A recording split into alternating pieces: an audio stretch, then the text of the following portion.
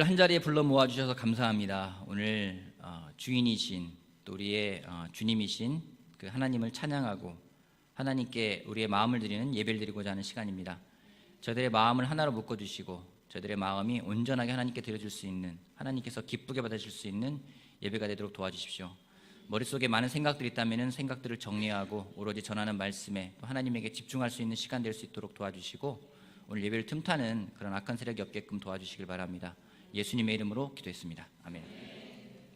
오늘 설교하기 전에 지난주에 우리 놀라운 수련회가 있었죠. 이런 경경도 있었고 우리 또 미 패밀리 그룹에서 워십 안에 앞에 내가 얼마나 사랑하는지 하트를 딱 붙이고 이렇게 했습니다. 그리고 저희가 항상 가면 바비큐 파티 했는데 바비큐 대신 이번엔 도시락 파티를 같이 했죠. 도시락 파티 또 도시락 준비해 준 사람 너무나 감사드리고 싶고 이렇게 또 같이 온 가족이 모여서 먹었고 게임을 한 게 있는데 영상 중에 이게 제일 인상적이었었어요. 잠깐 보도록 하겠습니다. 볼륨 좀 키워주세요. 시작!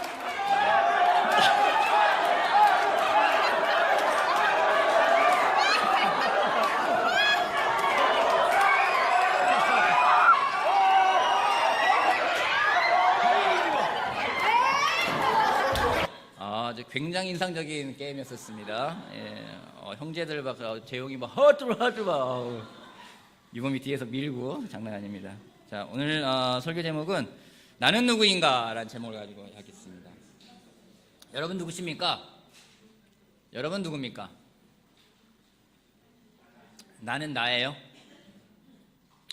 많이 했던 질문이고 가끔씩 제가 저 자신에게도 질문하는 내용이기도 합니다. 나는 누구지? 뭐 여기는 어디지? 뭐 이런 질문 할 때 있잖아요. 요즘은 매일매일 저에게 하는 질문입니다. 예전에는 질문을 하면은 좀 머리를 갸웃거릴 때도 있었고 명쾌한 답을 주기 힘들 때가 있었는데 좀 말씀을 통해서 또 여러 가지 몇 가지 도움을 받으면서 제가 누구인지를 명확히 알 수 있는 시간이었기에 여러분에게 그 마음을 같이 나누고 싶습니다. 고린도전서 말씀을 같이 보겠습니다. 고린도전서 1장.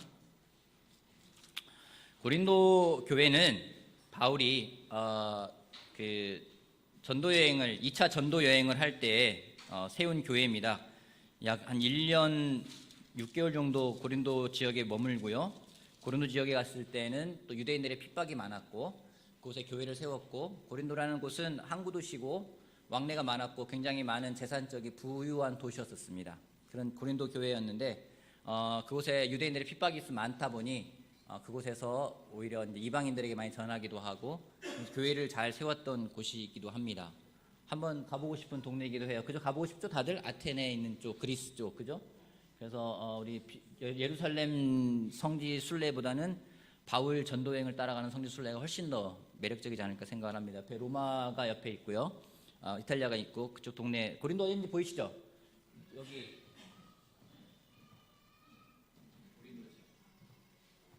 고린도입니다. 고린도에 가서 했는데 성경 말씀을 읽다 보면은 고린도 전서를 읽다 보면은 예전에는 그런 생각이 들었어요. 뭐 이런 교회가 다 있어. 뭐 이런 교회가 다 있지? 이런 생각이 들었는데 요즘에 드는 생각은 저런 교회가 있어서 고맙다. 배울 수 있는 게 참 많은 교회였구나. 나는 시간을 갖게 됩니다. 여러분들 고린도 교회의 문제들이 어떤 게 있었습니까? 많은 문제가 있었죠. 고린도 교회의 문제들을 보게 되면은 뭐 여러 가지가 있죠. 고린도 교회의 문제들을 보게 되면은 파벌도 있었고 결혼부의 가부 문제, 성찬 문제, 성적인 문제, 근친상간 문제, 은사 문제, 뭐 교회 신문에 내면 이게 교회냐 뭐 이럴 거고, 내가 이런 꼴 보려고 교회 다니나 자괴감이 들어 막 이런 얘기 할 수 있을 정도의 교회가 그런 교회의 모습이기도 합니다. 근데 바울이 고린도 교회에 편지를 쓸 때 고린도 교회의 모습이 어떤 모습이었는지는 고린도전서 1장에 잘 표현되어 있습니다. 고린도전서 1장 5절부터 7절까지 보겠습니다.1장 5절에서 7절까지 여러분이 읽고 제가 읽고 또 여러분이 또 읽고 하겠습니다. 5절부터 7절까지 5절 말씀 먼저 한번 읽어보시겠습니까? 여러분은 자 시작.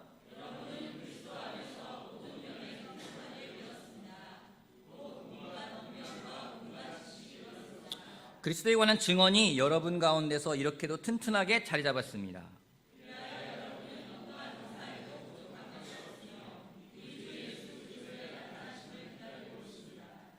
이게 고린도 교회의 현재 모습이었습니다. 그들은 모든 면에서 풍족하게 되었고 온갖 언변과 온갖 지식이 늘어나 있는 상태였었습니다. 바울이 고린도 교회의 현재 모습과 과거 모습을 비교하면서 어떤 차이가 있는지를 보면서 고린도 교회의 문제가 왜 발생했는지를 설명을 하고 있습니다. 그 첫 번째가 현재 모습은 그런 모습이에요. 모든 게 풍족해졌고 언변도 늘었고 지식도 늘었고. 근데 그것이 결국 고린도 교회를 망치고 있다는 것을 바울이 간접적으로 이야기하고 있습니다. 왜냐하면 그들의 첫 모습은 그런 모습이 아니었기 때문입니다. 그들의 첫 모습, 고린도전서 1장 26절 형제자매 여러분, 여러분이 부르심을 받을 때에 그 처지가 어떠하였는지 생각하여 보십시오. 육신의 기준으로 보아서 지혜 있는 사람이 많지 않고 권력 있는 사람이 많지 않고 가문이 훌륭한 사람이 많지 않습니다. 그들이 세례받을 때 많은 사람들은 이방인들이었고요. 그들이 세상적인 기준, 육신의 기준을 보아서 지혜 있는 사람이 많지 않았고 권력 있는 사람도 많지 않았고 가문이 훌륭한 사람도 많지 않았다라고 이야기를 하고 있습니다. 근데 지금 어떻습니까? 온갖 면에서 풍족해졌고 언변도 늘었고 지식도 늘었고, 근데 교회는 더 어려워졌어요.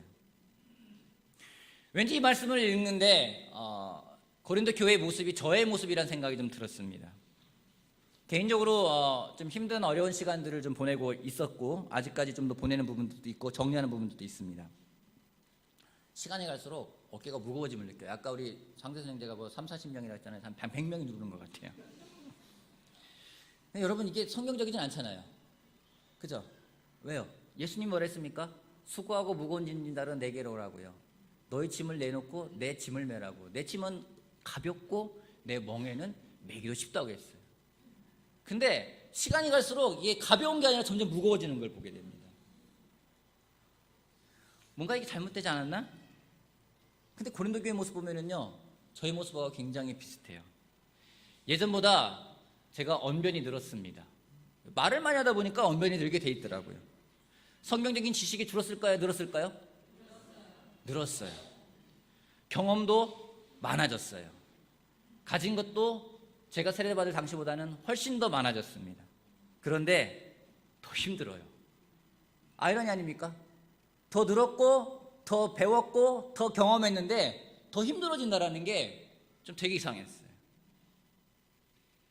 왜 그랬는지 제가 어느덧 늘었고 배웠고 경험했기에 제가 많은 것을 하게 되는 것을 보게 됩니다. 지난주에 이렇게 제자훈련 시간을 같이 받으면서 제가 왜 전임이 됐는지 그 답을 명확하게 들었습니다. 저를 전임으로 이렇게 추천했던 분의 입을 통해서 명확하게 들었어요. 네가 왜 전임이 됐는지. 저한테 물어보더라고요. 너는 왜 네가 전임이 됐는지 아냐? 제가 답을 못했어요. 잘 모르겠는데요. 근데 답을 주셨어요. 네가 능력이 없었기 때문에 전임이 됐다고. 그 얘기 듣는데 기분이 별로 안 좋더라고요.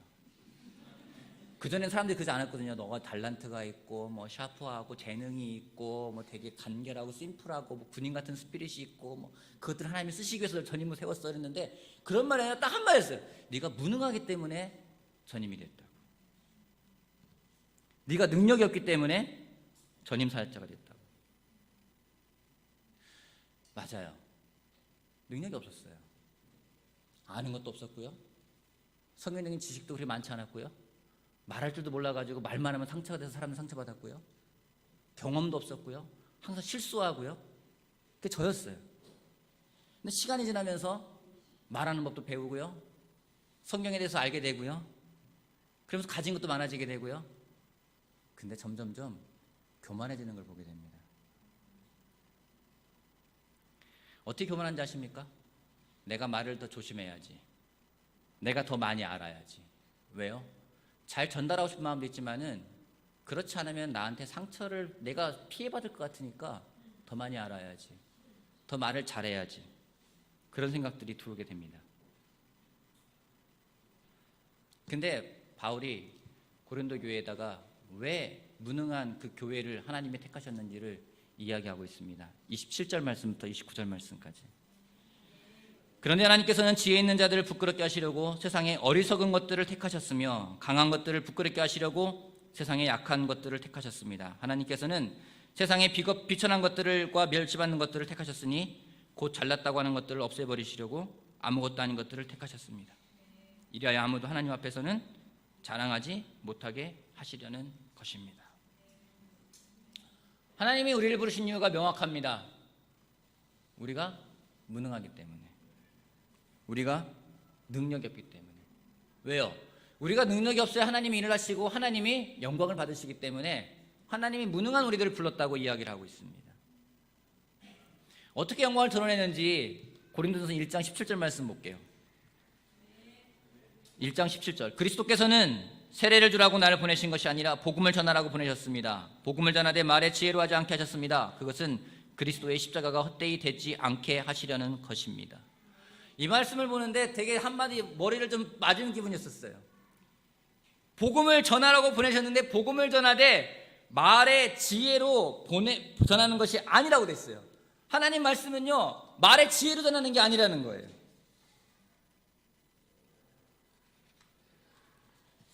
제가 어제 설교 준비를 하면서 책장을 보니까 약 한 21년 정도 된 성경책이 하나 있습니다.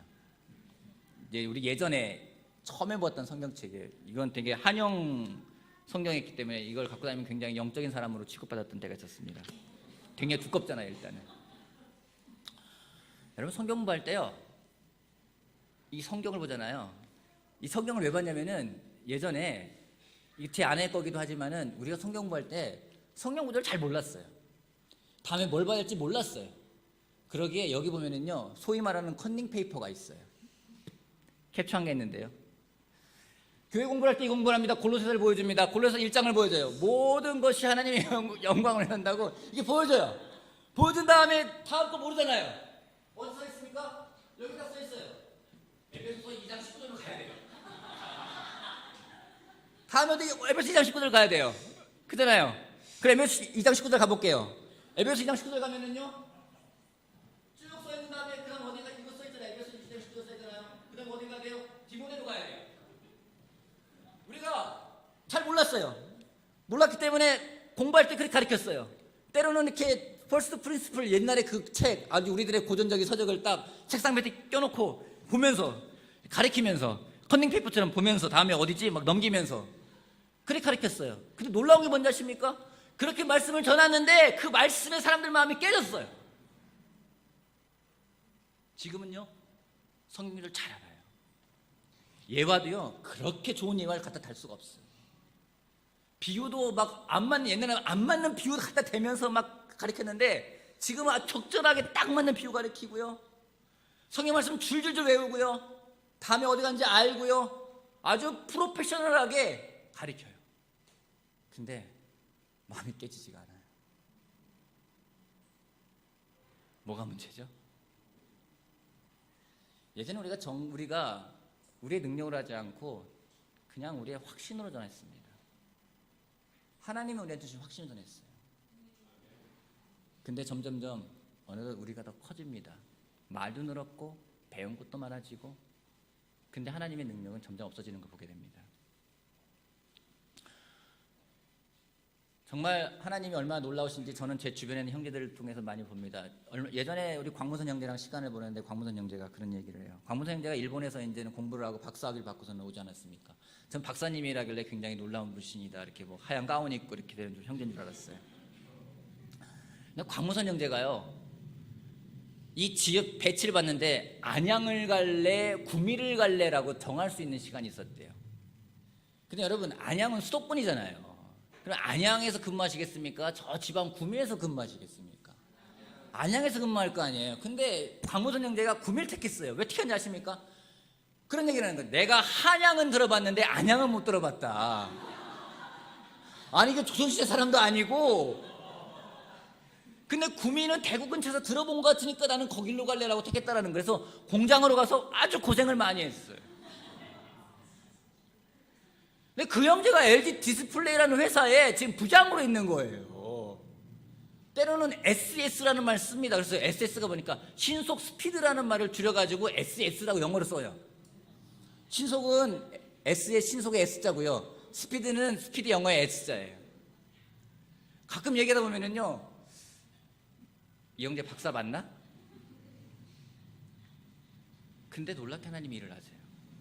요즘 애들 확신이 뭔지 아십니까? 왠지 이영재가 정말 LG 디스플레이에서 아주 놀라운 일을 할 것 같은 느낌이 들어요. 누굴 통해서요? 하나님을 통해 가지고. 우리가 많이 늘었는데, 많이 배웠는데, 많이 가졌는데 하나님의 능력은 오히려 줄어버린 것은 아닌가 하는 생각이 저에게 들었습니다. 그 이유가 무엇인지 로마서 13장 14절 말씀 보겠습니다. 로마서 13장 14절 말씀.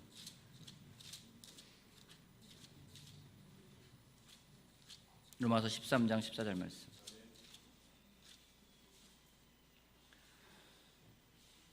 같이 읽어볼게요. 로마서 13장 14절. 주 예수 그리스도로 13장 14절. 자, 시작.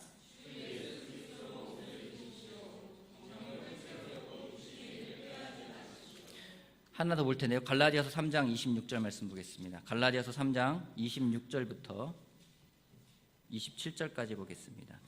여러분은 모두 그 믿음으로 말미암아 그리스도 예수 안에서 하나님의 자녀들입니다.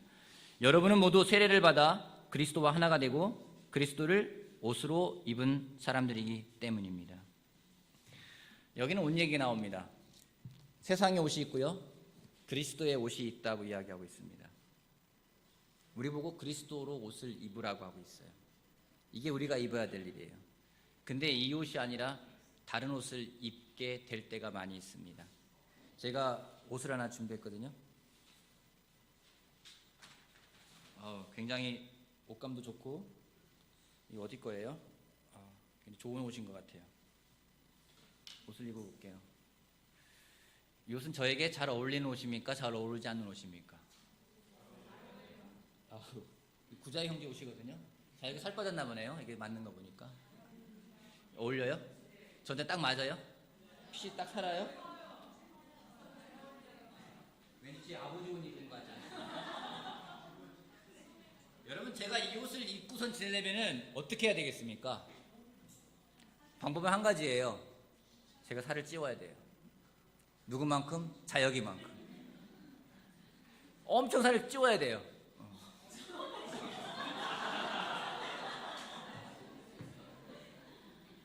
이 옷을 우리 원칙 이거예요. 세상 사람들이 근데 이 옷은 옷을 입혀놔요. 옷을 입혀놓고, 야, 그 옷이 너한테 잘 어울려. 네가 조금만 더 살이 찌면은 잘 맞을 거야. 그렇게 옷을 입혀놓습니다. 근데 이 옷은 내 옷이 아니에요. 이 옷을 입으면 거추장스럽고요, 뭔가 불편하고요, 뭔가 좀 안 맞는 것 같아요. 여기다가 맞추려면 뽕을 집어넣어야 되고, 막 집어넣고 키워야 되고, 아니면 작은 옷을 입으면 어떻게 되죠? 작은 옷을 입으려면은요, 살을 빼야 돼요. 또 거기에 맞춰야 돼요. 근데 이것은 제 옷이에요. 아까 옷을 입잖아요. 제 옷을 입잖아요. 제 옷을 입으면은요, 자신감이 생겨요. 샤랄랄랄랄라.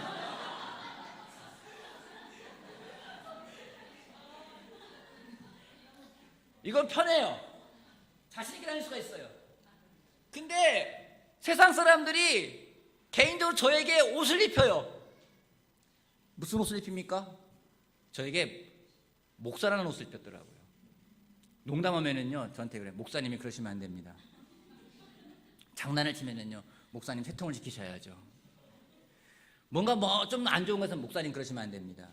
목사님이 그러시면 안 되죠. 그래서 저도 모르게요, 그 옷에 저를 맞추는 거예요. 아, 그래, 목사 그러면 안 되지. 내가 목사지. 목사 그러면 안 되지. 막 옷을 입혀놓으니까 자연스럽지가 않은 거예요. 어느덧 제자로 살아가지 않고 목사로 살아가고 있는 제 모습을 보게 됩니다. 지난주에 제가 한 가지 결정을 했어요. 저한테 굉장히 놀라운 결정입니다.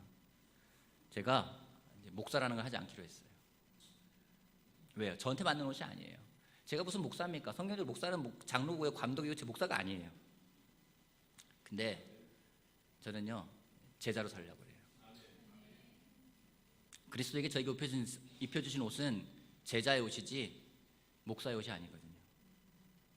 단지 재정적으로 교회에서 서포트하면서 너는 더 많은 시간을 교회를 위해 써라, 더 많은 사람들을 만나라, 더 말씀을 깊이 보고 말씀을 잘 전해라, 그거밖에 없는 겁니다. 그러기에 여러분들에게 제가 부탁을 드립니다. 저를 목사라고 부르지 마십시오. 물론 공식적인 석상에서는 목사님이라 부르도 돼요. 뭐라고 부를까요? 자매들은 저를 뭐라고 부를까요? 저보다 나이가 어리신 분들은 저를 뭐라고 부르면 돼요? 오빠, 그죠? 저보다 나이가 어린 형제는 저보고 뭐라고 부르면 돼요? 형. 저보다 나이 많으신 분들은 뭐라고 부르면 돼요? 호야. 불러도 돼요. 기모 불러도 돼요. 정말 팀들은 저를 뭐라고 불러야 돼요? 삼촌 부르면 돼요. 여러분, 우리가 직장에서나 과장님이고 부장님이지 집에 오면은요 다 아빠고요 엄마예요.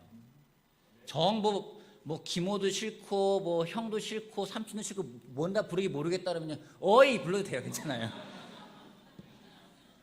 뭐 어르신들 불편하시면 목사님 앞에서 상관없어요. 어르신들은 제외를 하겠습니다. 여러분, 우리가 살아가는 거는요 어떤 타이틀이나 어떤 역할이 아니라 우리는 제자라는 겁니다. 음식 좀 보여드릴게요. 맛있겠죠? 이게 저희 집은 아닙니다. 여기 닭도 있어요. 그 다음에 여기에 딸기하고 신선한 야채 샐러드도 있습니다. 이걸 다 차려놓은 집이 이렇습니다. 이게 어디에서 보내온 사진이냐면요 우리나라가 아니고 우리가 익숙한 한 자매 얼굴이 보일 겁니다. 이현 자매가 프랑스 파리에 있는 곳에서 바이블톡을 모이고 있는 모임에 아주 럭셔리하게 아주 프랑스 파리답게 하는 것 같아요. 그죠? 근데 이 음식을 같이 모여서 하고 있는데 이 음식을 준비하신 분이 누구신지 이분이에요. 이분은 올해 우리나라 나이로 82세입니다. 이분은 벨라왕? 베라왕. 베라왕이라는 옛날에 우리 전지현 씨도 입었던 웨딩 드레스를 입었던 그 디자인 회사에서 베라왕이라는 사람 밑에서 한 40년간 디자이너를 일하셨던 분이에요. 이분이 아까 그 음식을 다 준비했어요. 근데 이분이 뉴욕에서 일을 하다가 일을 그만두고 프랑스 파리로 갔어요. 프랑스어를 할 줄도 몰라요. 불어 할 줄도 몰라요. 근데 프랑스 파리로 갔어요. 왜요? 이유가 한 가지 있었어요. 자기 딸이 프랑스 파리에 살고 있는데 자기 딸이 세례받기 원하기 때문에. 그래서 82세인 할머니가 프랑스 파리로 건너갔어요. 그곳에서 사람들에게 음식을 만들어주는데 본인이 친히 만드셔가지고 사람들에게 베풀어 주셨어요. 프랑스어를 못하지만 잘 열심히 기빙합니다. 오로지 딸이 세례받기를 위한 목적으로 글로 가셨어요. 그냥 제자로 살기 위해서 가신 거예요. 구원받을 사람이 있기 때문에 가신 거예요. 그거밖에 없어요. 놀라운 게 우리나라에서만 그런 일이 벌어지는 게 아니라 프랑스에서든 미국에서든 온 세계 제자들이라면요 똑같은 기준을 가져가고 있다는 거예요. 어디를 가든지 내가 제자로 살겠다고요. 어디 가든지 하는 말씀을 전하겠다고. 그것이 우리가 입고 있는 옷이라는 겁니다. 세상에서 여러분은 어떤 옷을 입히는지 모르겠어요. 부장님으로, 과장님으로, 이사로, 사장으로 뭘로 입히는지 모르겠어요. 하지만 우리는요 제자라는 겁니다.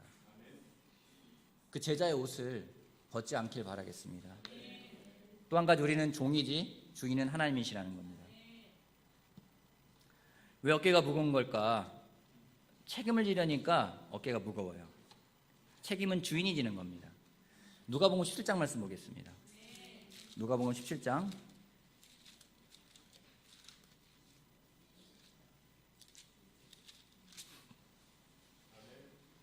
7절에서 9절 말씀.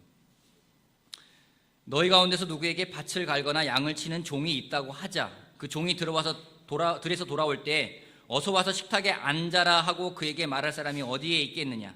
오히려 그에게 말하기를 너는 내가 먹을 것을 준비하여라. 내가 먹고 마시는 동안에 너는 허리를 동이고 시중을 들어라. 그런 대함에야 먹고 마셔라 하지 않겠느냐. 그 종이 명령한 대로 하였다고 해서 주인이 그에게 고마워하겠느냐. 이와 같이 너희도 명령을 받은 대로 다 하고 나서 우리는 쓸모없는 종입니다. 우리는 마땅히 해야 할 일을 하였을 뿐입니다. 하여라. 여러분 지금 이렇게 말하면요 갑질이에요. 그잖아요? 주인의 갑질, 몰상식하고 몰인정한 주인. 근데 성경에 이렇게 표현되어 있어요.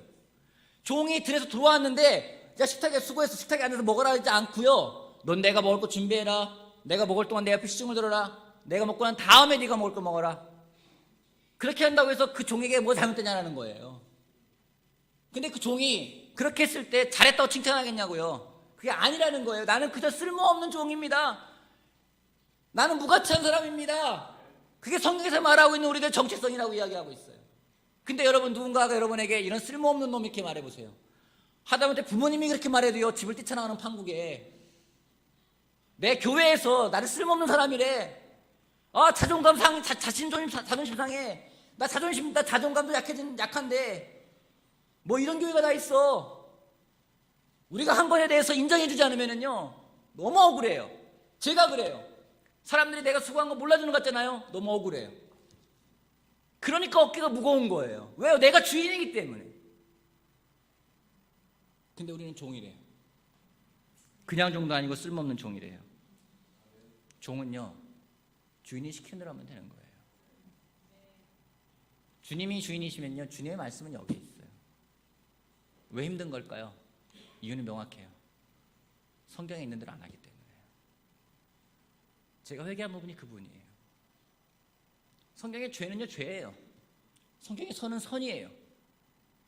그걸 못해요. 내가 주인이 되어버렸어요. 예수님은 그냥 나를 돕는 조력자, 내가 주인공. 우리 그렇게 말을 많이 표현하거든요. 예수님은 나를 돕는 사람이라고 이야기를 하고 있어요. 아니에요. 우리가 따라갈 뿐이고요, 단지 우리는 종일 뿐인데 주에게 전도돼도 한참 전도된 거죠. 내가 책임을 지를 때가 많이 있습니다. 여러분, 근데 진정한 책임감이 무엇인지 아십니까? 마가복음 7장 보겠습니다. 마가복음 7장 마지막 구절입니다.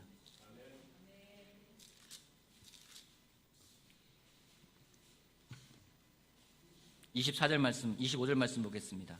악한 귀신 들린 딸을 둔 여자가 곧바로 예수의 소문을 듣고 와서 그의 발 앞에 엎드렸다. 그 여자는 그리스 사람으로서 시로페니케아 출생인데 자기 딸에게서 귀신을 쫓아내달라고 예수께 간청하였다. 예수께서 그 여자에게 말씀하셨다. 자녀들을 먼저 배불리 먹어야 한다. 자녀들이 먼저 먹을 빵을 집어서 개들에게 던져주는 것은 옳지 않다. 그러나 그 여자가 예수께 말하였다. 주님, 그러나 상 아래에 있는 개들도 자녀들이 흘린 부스러기는 얻어먹습니다.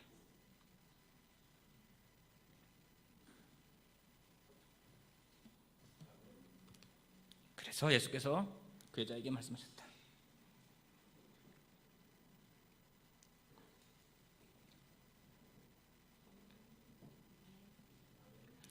네가 그렇게 말하니 돌아가거라. 귀신이 내 딸에게서 나갔다. 그 여자가 집에 돌아가 보니 아이는 침대에 누워있고 귀신은 이미 나가고 없었다. 여러분, 이 엄마가 보여준 마음은 사랑이고 딸에 대한 책임감입니다. 여러분, 진정한 책임감은요, 구걸할 수 있는 거예요. 근데요, 구걸하면은요, 나는 비참한 사람인 것 같아요. 구걸하지 못합니다. 내가 힘들고 내가 어려운데 도움할 때 가서 구걸하지 못해요. 내가 더 강해져야 돼. 내가 더 용기를 내야 돼. 그런 생각만이 많을 때가 있어요. 근데요, 구걸이라도 해야 돼요. 아이들을 먹이려면은요, 빌어서라도 먹여야 될 거 아니겠습니까? 나한테 능력 없으면은요, 빌어서라도 먹어야 돼요. 근데 그러지 못하면은 다 굶게 되는 거예요. 다 죽게 돼 버리는 거예요. 여러분, 구걸하는 건 부끄러운 게 아니라 도움을 구하는 것은 용기 있는 행동입니다. 얼마 전에 우리나라 올림픽 대표팀 축구팀이 축구를 했습니다. 가장 어려웠다는 경기 우즈베키스탄하고 축구를 하는데 안정환 해설위원이 연장전에서 그런 말을 하는 것이 굉장히 인상적이었어요. 연장전 들어가니까 선수들이 너무나 기진맥진해하고 힘들어하고 그 모습을 보면서 같은 축구를 했던 사람으로서 공감이 되니까 그런 말을 합니다. 우리 선수들 정말 힘들겠지만은 힘을 내라고 이야기를 하고 싶다고. 힘든 것은 순간이지만 여기서 지면은 그 기록은 영원히 남습니다. 여러분, 부끄러운 건 잠시예요. 수치는요, 잠시예요. 하지만 회개하지 않는 죄는요, 영원한 형벌밖에 없습니다. 내가 마음이 깨지지 않는다면, 내가 마음에 들어야 한다면 여러분 구걸하십시오. 도움을 구하십시오. 구걸하는 모습을 많이 못 봅니다. 원인은 제가 구걸하는 모습을 많이 보이지 못했기 때문이라 생각을 합니다. 구걸하는 모습을 많이 보지 못합니다. 내가 많은 걸 가지고 있다고 생각하기 때문에요. 내가 능력이 있다고 생각하기 때문에요. 기도를 하면서 그런 생각이 들어요. 내가 기도를 하는데 정말 하나님에게 하나님 능력을 믿고 기도하는 건지, 아니면은 내가 주인이기에 종으로서 하나님에게 기도를 하고 있는 건지. 주객이 전도되면 안 됩니다. 요즘에 제가 아침마다 스스로에게 고백하고 스스로에게 외치는 단어가 있습니다. 나는 종이다. 주인은 하나님이시다. 나는 목사가 아니라 나는 제자이다. 제가 매일마다 외치고 있는 구절입니다. 나는 종이다. 주인은 하나님이시다. 나는 목사가 아니라 제자이다. 여러분, 이것은 우리 모두에게 적용되는 말이라 저는 확신합니다. 우리는 종입니다. 주인은 하나님이십니다. 잘했다 칭찬받는 종은요, 주인의 말에 순종한 종이 칭찬받는 거지 자기 능력 과시한 종이 칭찬받는 일은 없습니다. 세상에서는 그럴지 모르겠습니다. 하지만 성경은 그렇게 이야기하고 있지 않습니다. 여러분, 우리가 어떤 역할을 하고 있는지 모르겠지만 우리의 본분은 제자입니다. 그것을 잊지 않고 정말 종으로, 제자로 살아가는 우리들 한 명 한 명이 되길 바라겠습니다. 혹시나 저희가 목사라고 부르지 말라고 했기 때문에 뭐라 부르지 못할 것 같아서 저한테 다가오지 않는 분이 없길 바라겠습니다. 뭐 그냥 오빠, 형 안 되겠으면 뭐 저기 오라고 괜찮아요. 뭐든 괜찮으니까 목사라 부르고 싶으면 부르셔도 상관없어요. 제가 인정하지 않겠습니다. 그래서 여러분, 정말 종으로서 또 제자로서 기쁘게 살아가는 우리들 한 명 한 명이 되길 바라면서 말씀 마치겠습니다.